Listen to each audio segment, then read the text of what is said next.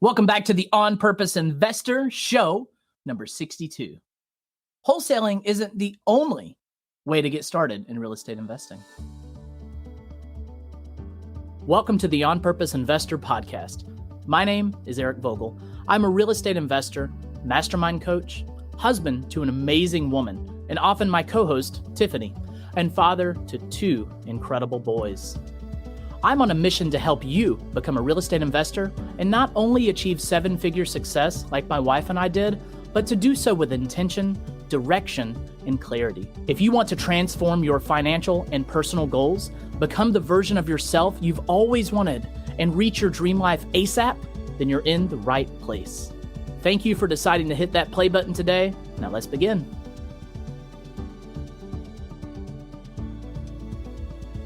What is going on, everybody in the On Purpose Nation and guests and visitors that are soon to be On Purpose Investor followers? Smash that subscribe button. Was that too cheesy? Nice plug. Welcome back to the podcast. I'm your host, Eric Vogel, and my beautiful, amazing, lovely co-host, Tiffany. I just realized I don't think you've been doing I haven't been doing it. And I missed it. I haven't been doing it, but I'm trying to work it back in. Okay. We've got some new intros, some new outros.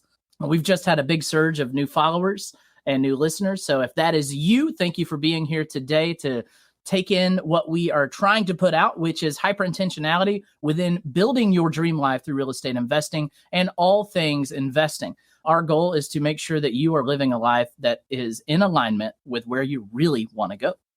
So today we're going to dive into why wholesaling isn't the only way to get started in real estate investing. You know, many people new to real estate think they have to become a wholesaler to get started. Look, I get it. The traditional way of buying rentals or flips takes a ton of cash and feels risky, while wholesaling takes very little cash and seems risk-free. Many of the real estate gurus and teachers say wholesaling is the best way to get started. It might be for some, but it isn't for everyone. Yeah, wholesaling takes a certain set of skills, which will be perfect fit for some and a terrible fit for others. It's like saying every college student who wants to be a teacher should learn how to be a science teacher. Sure, some people would be great at science, but others have different skill sets and interests, and they should find an area in the industry that fits them individually.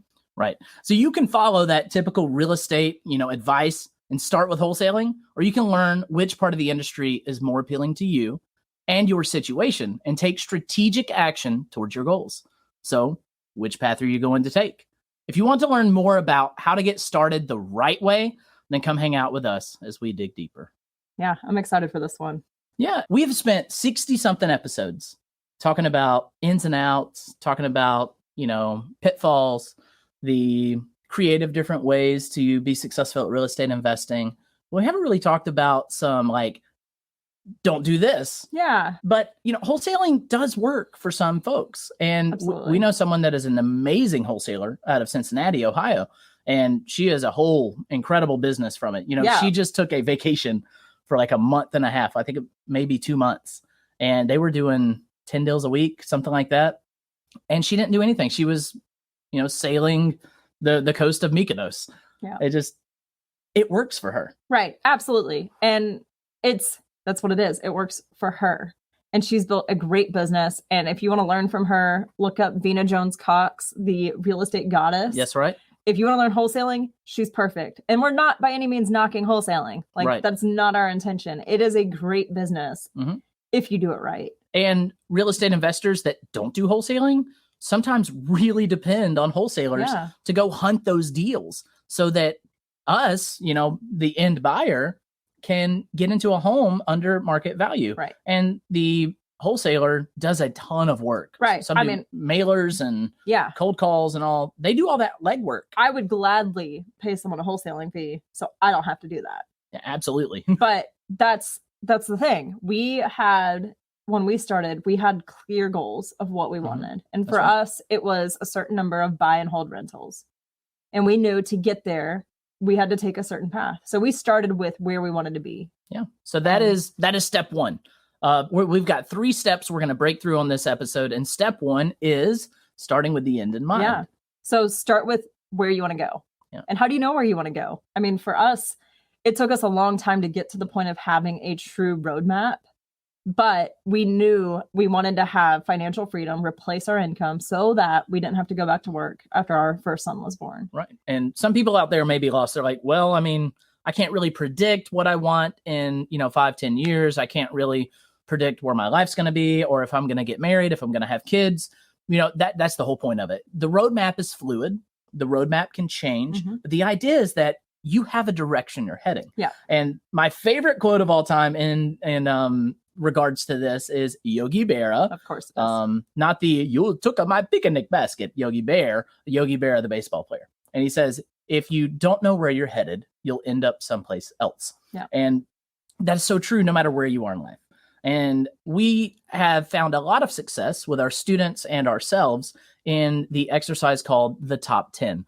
Now, this is an exercise you do individually. And if you're married, y'all will both do it individually. And you just list out the 10 things that bring you the most joy in your life. Yeah. And it's interesting because a lot of times it comes out to not be money related. Right. So you learn what's really important to you. What are those top 10 things that really make you happy? Yeah. And you use that as your baseline for building out that 3-year roadmap of what you want your life to look like. And once you have that plan, then you can make sure that you're heading in the right direction. Mm-hmm. I don't remember all the numbers, but it's like if a plane is off by 1 degree, if it's targeting, I think it's like Boston or DC, it'll end up in New York or something. Right. It's crazy, but it's 1 degree and you start on the west coast of America. Okay. And you end on the east coast of America and you end up almost 1,000 miles from your destination. So knowing where you want to be is super critical. That's the first thing. And I mean, I'm sure you're wondering, how does this tie to wholesaling? Mm-hmm. If you want to pursue a life that involves running a business, then wholesaling is the way to go. Yeah. And wholesaling involves very particular skill sets. It involves finding deals, getting to know sellers, doing mailers. It's a business. And it can be a great business and you can automate it. And it's a fantastic way to create a living. Yeah, with the automation, you can turn it into a cash flowing business. Right. But the idea with that is that if people stop, accepting offers, if people stop doing that, your business does stop. Right. Stop doing the mailers and doing the door knocking Mm-hmm. or whatever you're doing to find deals. It's over. Mm-hmm. For traditional long-term buy and hold rentals, I don't have to continue marketing to find them. Yeah. They're just there and they produce cash flow. Right. And we only have to turn on marketing if there's a vacancy, right? Which is pretty easy to do. There's still work with all of it. Don't get me wrong. I'm not saying Right. that owning rentals is completely passive, but I know I don't like finding deals. Yeah. I like finding them on the MLS, but I'm not getting steal of a deal. Right. So for me and my skill set, wholesaling is just not in the cards for me. Yeah. And we've bought from wholesalers and we have met a ton of wholesalers that send us great deals all the time. And if that is something you want to do, relationships is your number one thing to focus on. Relationships with those sellers and relationships with a buyer's list. And try to be as honest and fair with your numbers when you create them.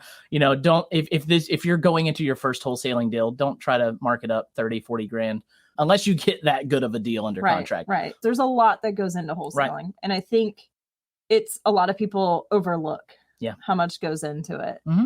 So the big thing is, though, start with what you want your dream life to look like. And that starts with the top 10. Right. I do believe on our website, if you go to our products page, we do have a guided approach on the top 10. So if you're interested in us helping you through your top 10, we do have a product on our website, onpurposeinvestor.com. Some guided questions to help you think through what is your top 10. Mm-hmm. Yeah. And what does the top 10 lead to? What is the next step from the top 10? And that is sitting down and building out a legitimate roadmap. Yeah. And that is a breakdown of what steps am I taking? Right. And we talk about all this in our book, The Pathfinder's Journey. Mm-hmm. You can read about Charlie and Liza going through these steps. Right. It's the steps we went through. Right. We heard about the top 10, I believe, from the Frugal Woods. That's right. And fantastic book if you haven't read it. But that helped us shape what our dream life looked like and our roadmap. Yeah. So we had our 3-year roadmap and we were just making sure that we were building a ladder against the right building. Yeah. We didn't want to build a business that didn't align with where we wanted to be. Yeah. And honestly, our roadmap has shifted over the last few years. And we're realizing the ladder that we have built on some of our properties doesn't align with where we want to be in 10 years. So we're building a strategic plan to shift out of some properties and into different properties so that we're on the right building. But it would have been a lot easier to buy what we want for our 10-year vision 5 years ago. Yeah, it would have been a lot easier with prices, 30, 40% lower. Yeah. And interest rates. Yeah. But you learn, and, I don't regret any of the purchases or decisions that we made. Not but at all. if you can buy the right properties now to set you up for the exact life you want 10 years from now, you're going to thank yourself. Yeah. And you might think, well, house prices are high or interest rates are high. I saw a really good post today on the Millionaire Mindset Club. This is page I follow, and they often post really good stuff. And he posted one that says, imagine today you went and bought something you think is overpriced with an interest rate you think is outrageous. And then try to envision yourself in the year 2035 or 2045 and what it looks like. Mm-hmm. And that's 20 years from now, or 10 to 20 years from now. And what does it look like? You have likely refinanced it when rates went down. Hopefully rates go down at some point in the future, and they will. And house prices have probably went up and down, but overall they have probably crept up, and you have generated cash flow that whole time, and you've paid down the mortgage. And said, what is stopping you from taking that action? And it's just one of those reminders of how self-correcting real estate can be. Yeah. It's not completely self-correcting. It does get out of whack sometimes if you make bad decisions that are not in alignment with your roadmap. Yeah. But like she said, you got to make sure your ladder is leaned up against the right building. Josh Boyd, we did an interview not too long ago, and we talked a lot about the intricacies of the mindset that goes into why it's so important to make sure you're climbing the right ladder. Mm-hmm. It doesn't matter how far up the ladder you are. It really doesn't. Yeah. You might be one step from the top of the building you've been climbing your whole life. And it's okay if you take an introspective look and say, I've been climbing up the wrong ladder. It's okay. Scale down that ladder, put up a new one on the right building, and start climbing, because you're going to be so, so thankful when you do get on top of the right building. Yeah. And you're up there with the people you want to be with, and you're doing the thing that you really want to do, and you're filled with joy. Right. And you're full. I mean, that's exactly why we're here doing this podcast episode. Mm-hmm. We could go keep buying rentals and make a ton of money. We could go flip. We could go do all the things that we've done in the past and make way more money than we make on this podcast. But right. Well, we don't make any money on this podcast. Fair. But this is the building we want to be on. We want to help people, and we want to, just spread the things that we have learned over the years and tie in some of the mindset stuff that has really changed our lives. Right. And help people do things the way we wish we had done them, and then take the good stuff that we did and learn from our mistakes and take the good stuff and move forward. So, right. What's the next step? So the next step is step 2. Wow. Good job. That step is the skill set assessment. And this is something that Tiffany has created, and it breaks down like what you're good at, what you like to do, and what your inner personality drives you towards. And she has created a product that it will spit out a suggested area of real estate investing that might be a good fit for you. Now, ultimately, you are the decider. Right. But it does give you a recommendation. Yeah. I mean, personally, my drywall skills are not good. And I don't need to be drywalling. We call it our HBUT, highest best use of time. Mm-hmm. My highest best use of time is behind a computer. Right. It is not working with my hands, because let's be real, my mud and paint jobs, you should fire me. It's like the Rocky Mountains. Yeah, it was rough. And I worked really hard, and I got high off the paint. So it was a fun day. She had a good time. Maybe that's why it looked the way it did. I don't know. Maybe so. But my best use of time is behind a computer, not working with my hands. Yeah, it's strategic planning. It's numbers. It's, analytics. It's things that don't require you to interact with people on a large scale. Yeah. You love interacting with people one-on-one and helping and changing people's lives. Right. Yeah. But when we were building our business, my best use of time was finding good deals on the MLS, because there were killer deals out there if you looked hard enough. Yeah. And getting killer financing. Yeah. But it stressed me out trying to juggle all of that with helping you in the properties. And I should have never I should have never stepped into some of those properties. Yeah. I should have never either, because my highest best use of time, my HBUT, was actually people. Right. And it wasn't swinging the hammer. I'm fairly good at swinging the hammer. I've renovated probably half a dozen properties from the ground up, and I've created really good products, but that is not my H-butt. Yeah. My H-butt is people. It's relationships with private money lenders. It's relationships with sellers.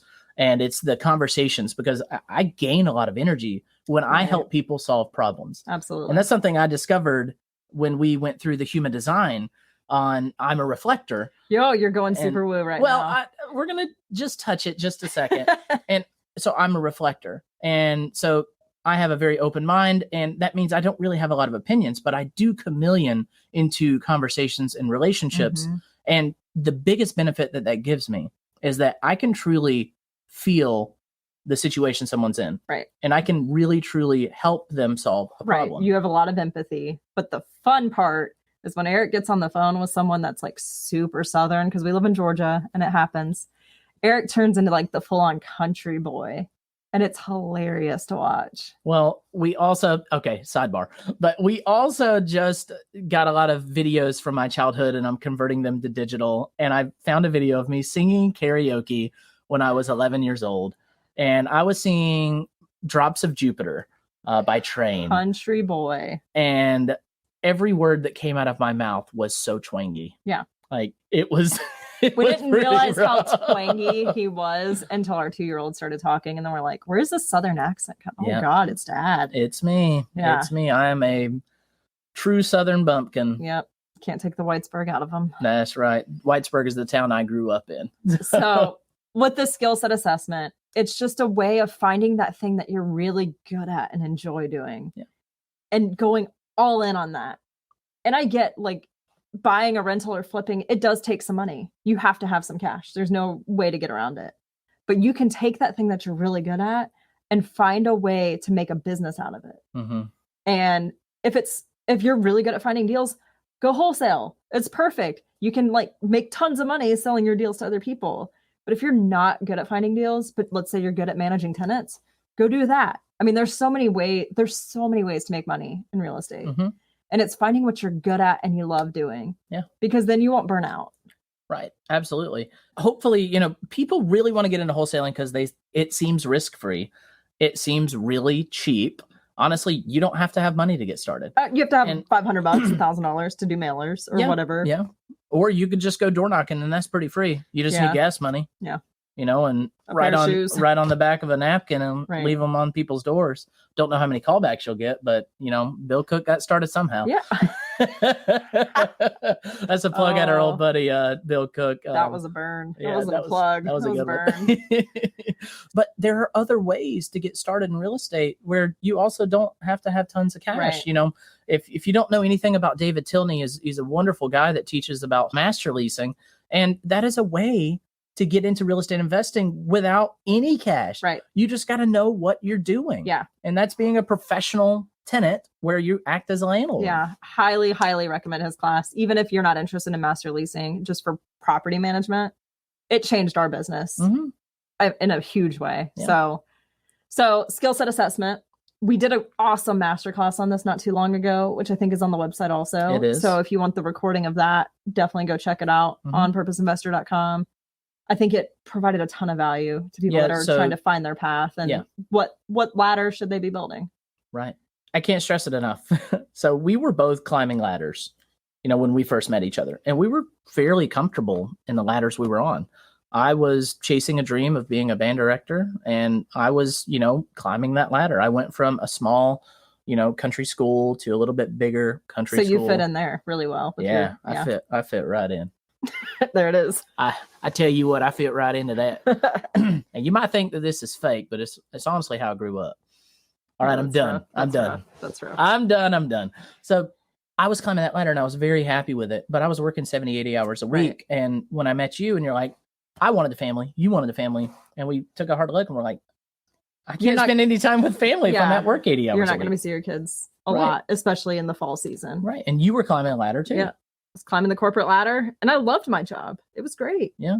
But then when we realized you were terrible at managing properties and found that like we could build a life around this, it's like, yeah, I loved my job, but I wanted the time freedom to set my own schedule. Yeah. And this was pre-COVID, so people weren't really working from home. I was always working from home, but there were like expectations that I think have shifted since then. And I knew I wanted to be able to take a month off if I wanted to, or work a 3-hour day every day, or whatever, I felt like doing. Yeah. When the kids get a little older and we can travel and them not just be a nightmare in a hotel room or. Good God, could you imagine traveling with Otto right now? Yeah, it would be a little bit of a nightmare. We just did the toddler bed transition. So, yeah. If you're religious, pray for us. Yeah. He gets locked in his bedroom every night at 8 o'clock. And we just hope he doesn't burn down his bedroom. That's right. Yeah. It's great. We've been going and looking for security systems to like let us know when each door opens. Like, do we put like an alarm sensor on the knife drawer? Maybe he can break into there. Right. I don't know. Like, what would a 2-year-old do with free reign of the house in the middle of the night? I don't want to know. It's a nightmare. Pray for us. That's a nightmare. All right. So what is after step 2 after you've done your skill set assessment? Yeah. So you know where you're going. You know how you're going to get there through the skill set assessment. Do it. Like, that's it. Go Nike. And Adrian Smoot, a really good friend of ours and a great teacher on investing in mobile homes, loves to tell this and loves to tell me this. So if you're listening, Adrian, thank you for listening and love you, man. He says, it doesn't matter what kind of action you're taking. The idea is that you have to take action. He says, take massive, imperfect action. A lot of people wait to take action until they make every step of the way correct. Yeah. And it doesn't matter. What matters is that you're taking action. So maybe you do want to be a wholesaler and you're trying to figure out, well, what should my mailer say? Where should I put my mailers? Where should they go? Stop overthinking it and just do it. Yeah. So I'm in a coaching program right now. And one of the things he says is 80% is perfect. 81% is wrong because you're spending too much time. So get to 80% and move on. We call it Gitmo. Get enough to move on. Yeah, it's got to get to that 80% before we say Gitmo. Yeah. And we had a good friend of us call us the other day about a renovation that he's doing, and we went and visited. He did a great job on this renovation. The house looks wonderful. He painted it. It's just great. And it's his first deal. It looks better than a lot of ours. It does. I was just so proud of the action that he took. And there was a small little hiccup right before he listed it. And he's like, I don't know if I should, delay listing this for a few weeks and spend the extra $6,000 to fix this one issue. That is not a safety issue. It's an aesthetic thing. I said, listen, we have properties that are a little worse off on the aesthetic side and they perform. Yeah.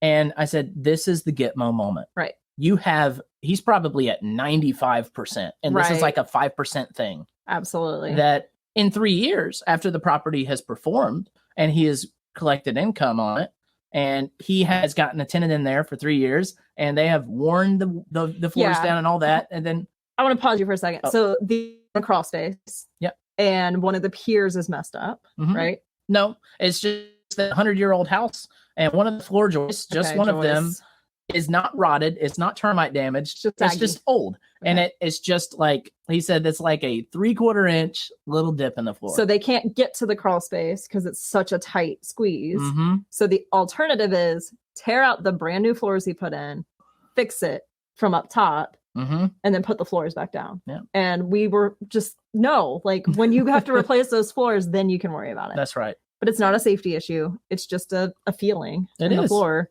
And I mean, our old house that was built in the 20s, you could roll a marble down the hallway. The 1920s, not the 2020s. Yeah. Okay. Do we have to clarify that now? I don't know. Are we in the roaring 20s again? Roaring and surging interest rates and home prices. And politics is crazy. So just take action. Ignore Eric. Just do it. That's really what it boils down to, is just take a step towards your roadmap. That's right. And what we teach in our program is starting with your top 10 and your roadmap. And then we chunk it down into some tangible goals and 90-day action steps. So you can just start moving towards 1 yard at a time. Because if you move 1 yard a day, you'll get there eventually. That's right. And that 1 yard may feel so tiny. Yeah. Like running a deal. Oh, yeah. I mean, I remember when we got our first deal done, we worked our tails off all summer. 6 months. Yeah. Yeah. Into marching band season. It was a nightmare. And then we sat down and we're like, we make $200 a month. This property makes us $200 a month. what the heck did we just do? Why did we work so hard? We celebrated with a bottle of champagne. It's like, cheers. But that property now has appreciated a ton. Oh my gosh. And we now rent it by the room. So it makes like $2,000 a month. Mm-hmm. So you don't know where it's going to wind up going. That's right. $200 a month may not seem like a lot, but in the long run, you'll thank yourself for taking that action. Yeah. So this is our encouragement to you. Don't feel like you have to wholesale. Don't feel like that's the only way to do it. I mean, I had someone call me, was saying that she is going to get into wholesaling because she wants to get in the business. And I was like, okay, well, is that really what you want to be doing? And she's like, no, I really want to renovate homes. I was like, go renovate homes. Like, if that's really where your passion is, you're going to enjoy it so much more instead of brute forcing wholesaling. That's right. And I just hope you'll not just do what the gurus say and put us in with the gurus. I don't care. I mean, find the path that works for you and what you want to build and what your skill sets are and go after it. That's right. So hopefully at the end of this episode, you will go to onpurposeinvestor.com and go to our products page and get that top 10 so that, and maybe you've already done that, but if you haven't done that and you don't want to sit down and just think it up yourself and you want some guidance, go to onpurposeinvestor.com, download that top 10 so we can guide you through how to create the top 10 list, build that roadmap, make sure your ladder is leaning against the right building, take the skill set assessment, and then start taking action. Listen, the only thing separating you from who you want to be is that decision to take action. Yeah. And that action is small. It can be very small. Right. Well, and I want to say, you don't have to buy the stuff on our website. Yeah. The top 10, you can build that on your own. Yeah. Literally, it's what are the top 10 things that make you happy? That's right. If you want a little help, it's there. Same with the skill set assessment. You don't have to have the tool that we built. It's just to help you if you need the extra push. It's just think, what part of the business do I enjoy? And find how you can do that aspect. Yeah. If you like analyzing deals, then figure out how you can analyze deals as your full-time job, if you will, in real estate. You don't have to buy stuff from us. I don't care. Like, it's at the end of the day, we're here to help people. And I want you to find the path that works for you to build your dream life. Yeah. And if we can help in that, I would love to help. Yeah. And if you do, maybe you're listening to this in the year 2028 and we're recording in 2023. Right? Maybe someone was like, oh my gosh, I just learned about the On Purpose Investor and I'm starting from the beginning. And you've made it to this episode and you are taking action. Send us an email. Please send me or Tiffany or both of us an email and let us know how this helped. Yeah. That's really what we're in this for. Absolutely. We're not in this to get your $10. We're not in this to get your $100 or $20,000, whatever. We're not here to take your money. We're here to change you, to help you change into the version of yourself that you truly deserve to become. So if you are taking those actions and we've helped you in any way, please send us an email. Yeah. Please leave a review on our podcast. Let other people know that we are helpful.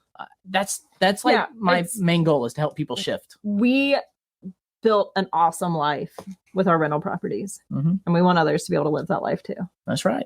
And it's your dream life's going to look different from ours, but it's all about living in your purpose and what you want out of your life. That's right. And if we can be a small piece of that, I want to help as much as I can. So that's right. All right. All right. Well, that's it. Thank y'all for joining us today on episode 62. Wholesaling isn't the only way to get started in real estate investing. Here at the On Purpose Investor, we are on a mission to help you design and build your dream life through hyper-intentionality, clarity, and focus. All right. We'll see you next week.